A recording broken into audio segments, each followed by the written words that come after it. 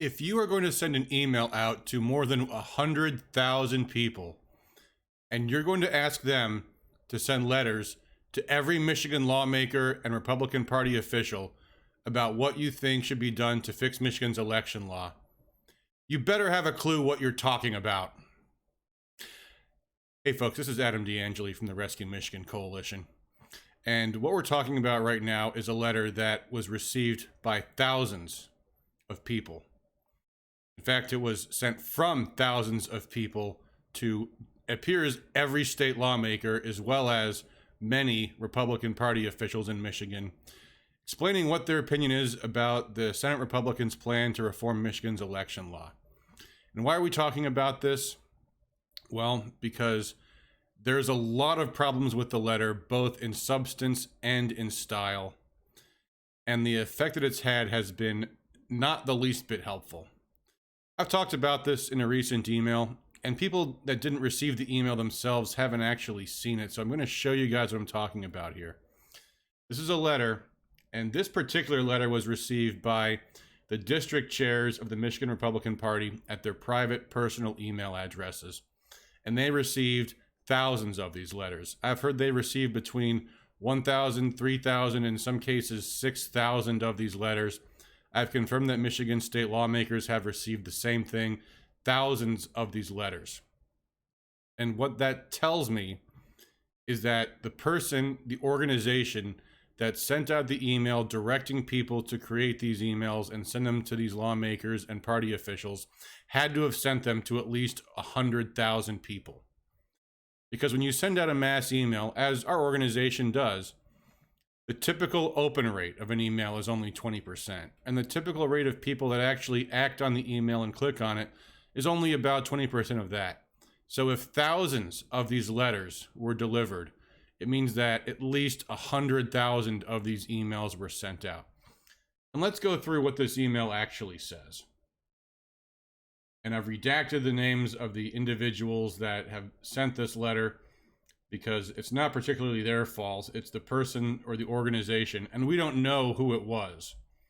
We may one day find out, but right now we don't know which organization directed thousands and thousands of people to send these letters. But this is what the letter says.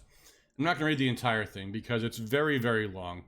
But because Rescue Michigan is a grassroots leadership organization and a major part of our mission is teaching you all how to be effective political leaders, is going to be looking at the general nature of how this email is constructed. So first, at the top of the letter, it says, "We're grateful for the Michigan GOP Senate for introducing these election integrity bills, but we have some concerns presented below, and we're going to tell you what we think you need to do to fix them." So right off the bat, you can see there's this long list. They include 20 articles that they ask the reader to click on and read. And folks, if you're sending out any kind of email like this and you're asking your readers, here, click on these 20 articles, read these 20 articles, you're insulting the reader to assume the reader has this kind of time. But here's what they say. First of all, they call for the complete abolition of all voting machines, to which they actually mean tabulating machines. When they say voting machines, they're not really clear here, but what they're talking about is every election tabulator, any election tabulator. So they say the attorney, Matthew DePerno, who's the attorney in the Antrim County lawsuit relating to irregularities, let's say, that occurred with the Dominion voting machines in Antrim County. They say he's done forensic work. Actually, no, he's cited testimony of other people who have done forensic work, or so they claim. And they say that no amount of legislation will make them safe.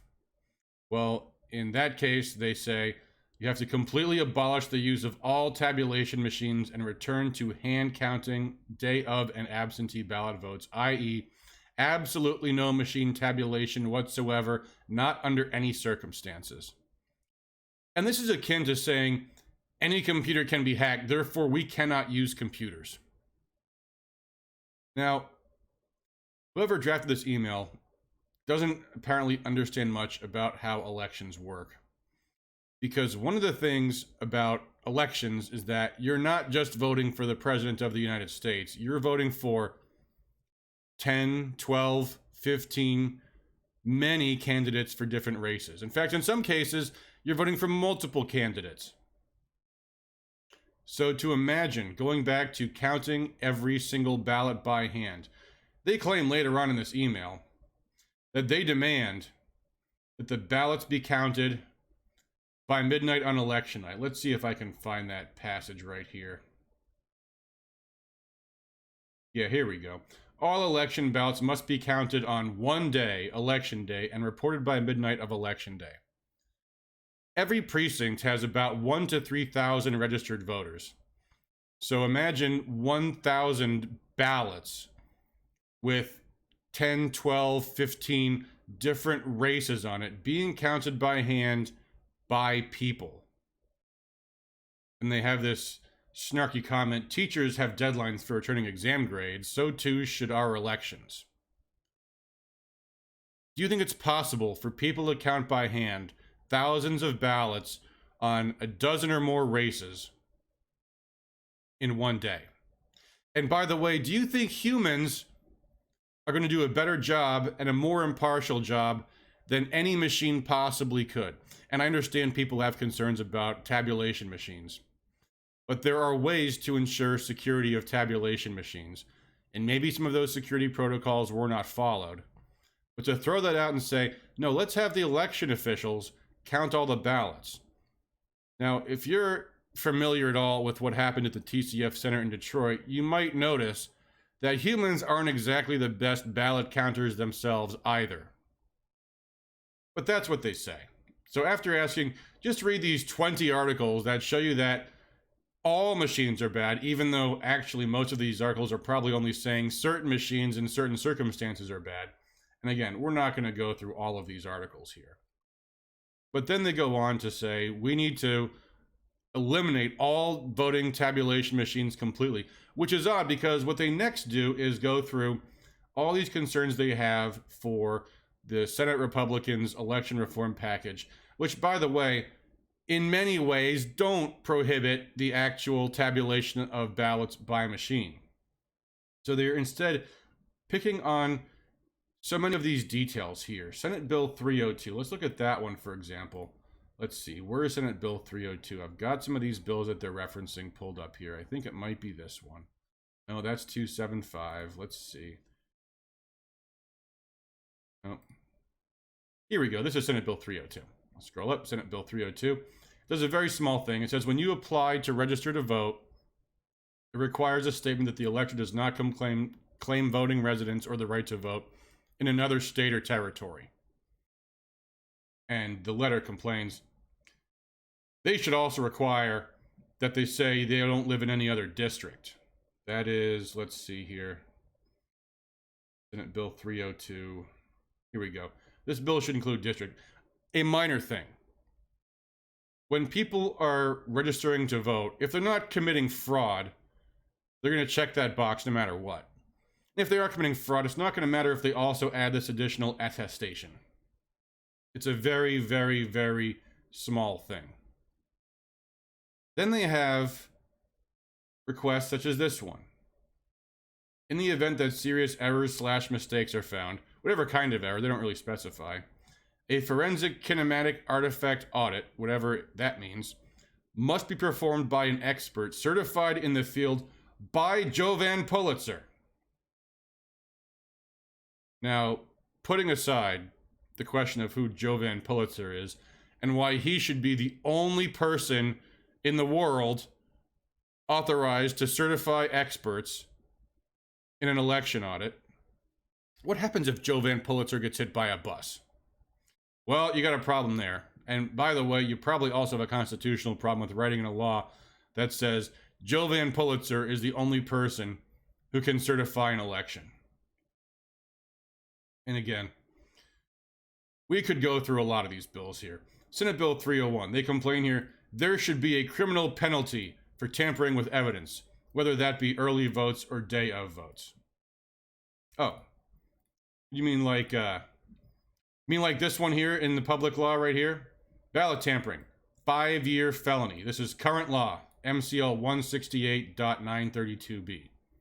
It's current law. And by the way, in all of these concerns, what don't they talk about? Well, they're not talking about Senate Bill 300, which only requires that they create an early election day, an extremely complicated process involving staff, involving personnel, involving campaigns. This is time, this is money, this is complexity. This is a burden for every campaign, and especially for the smaller, less funded, John Doe wants to run for office kind of campaign. Everything you do to make an election more complicated harms the little guy. And they're creating a process to require that every city or township must provide early voting the Saturday before election, the second Saturday before election day, so 10 days before election day.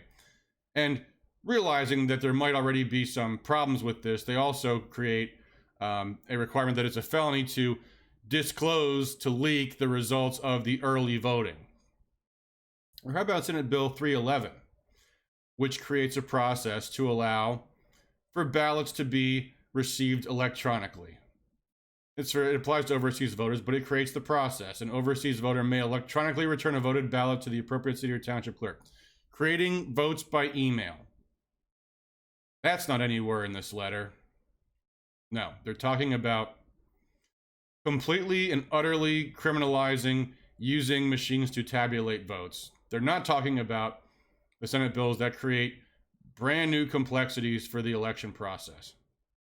And they go, and this just goes on. Senate Bill 2, strengthen language of bill from may or shall to must or required. Shall and must mean the exact same thing in Michigan law. And again, we could go through this line by line, but here's the point, folks. These letters were sent to all Michigan representatives, and the people who signed them did not, because the sender who elicited them to send these emails did not tell them. Make sure you include your zip code or city so that your legislator can confirm you're actually a constituent. You're actually someone who even lives in Michigan. Because when they get carpet bombed with thousands and thousands of letters, and they have no zip code on them, no way for them to verify who this person actually is, they can only assume that 99% of those letters are coming from outside their district. And when politicians get that kind of letter, they don't respond to it. That's why if you go to rescuemichigan.com, where you can create your own petitions, we automatically request the signer provide their zip code. We use that to determine what district they live in, and we send it to the appropriate representative with the zip code appended so that they know this is coming from a constituent.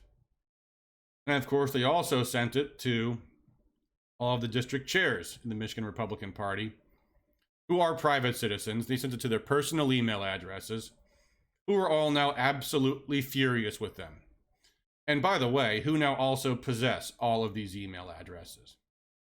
Except for Rescue Michigan's own Shane Trejo, who is also chair of the 11th Congressional District. But guess what? They gave the wrong email address for him, so those emails all bounced back. So, the bottom line here is, folks, it's important if you have an email list and you're sending out emails to hundreds of thousands of people on an extremely important, controversial issue, and you're asking them to take action, that you do your due diligence and that you know what you're talking about. That's why at rescuemichigan.com, we made sure that when we put out our plan for election reform, we said this is a public draft. We want people to submit their feedback. We want people to submit their comments because we want to take the time to get the policy right. Because before we ask 500,000 people to sign a petition to fix Michigan's election law, we make sure we have the absolute best policy reform that we can possibly have. That's the way to do something properly. And by the way, folks, if you are signing onto a letter, and I don't know if the organization behind this informed everyone that clicked on whatever they clicked to send this email to everybody in Michigan what they were actually signing on to. If you're signing a petition or signing a letter, make sure you understand what it is you're signing. Because this has not been helpful. This has been hurtful. When an organized group which apparently has a lot of members and a lot of willing participants, whether or not they're from Michigan, again, we don't know. When they weigh in like this, it makes everybody that does do their due diligence and who is trying very carefully to make sure that we only report the truth, that we are rigorous in our facts, it makes us look bad by association. So please, folks, be careful what you sign. Be careful who you trust. Visit rescuemichigan.com. Take a look at our election reform plan. Take a look at our articles. Feel free to sign up and get involved. We offer wonderful grassroots leadership tools like the files for your precinct, where you can go out and knock on doors and engage your neighbors, which is the most important thing we need to do if we're going to reclaim liberty in Michigan and our country, to get people organized locally and to get them trained and equipped and mobilized. Because there's a lot coming up in 2022. There's going to be election reform. There's going to be candidates for House, for Senate, for Congress, for governor, attorney general, secretary of state. And the most important thing is organizing people and building the groups that we need to be able to build. And you will have more success building a group effectively if you too are rigorous in what you say. That when people question you, you can show them that you have the facts to back up what you're saying. Let me just say finally, the organization that put this out should be ashamed. That they have a list of over 100,000 people who are willing to sign on to a letter, who are willing to contact their representatives, who are willing to get involved and participate, and to humiliate them like this. What a waste of a list. Well, thank you all for tuning in. I hope you check out rescuemichigan.com. I hope you can look at what we're doing, see for yourself, do your research, see that what we're talking about is effective. And if you see something that we can improve in our election reform plan, let us know. That's what we intend to do, is to get the policy right the first time, because we only get one shot at this. So thank you all for watching. We appreciate the time. And for Rescue Michigan, we say thank you for all that you do for liberty.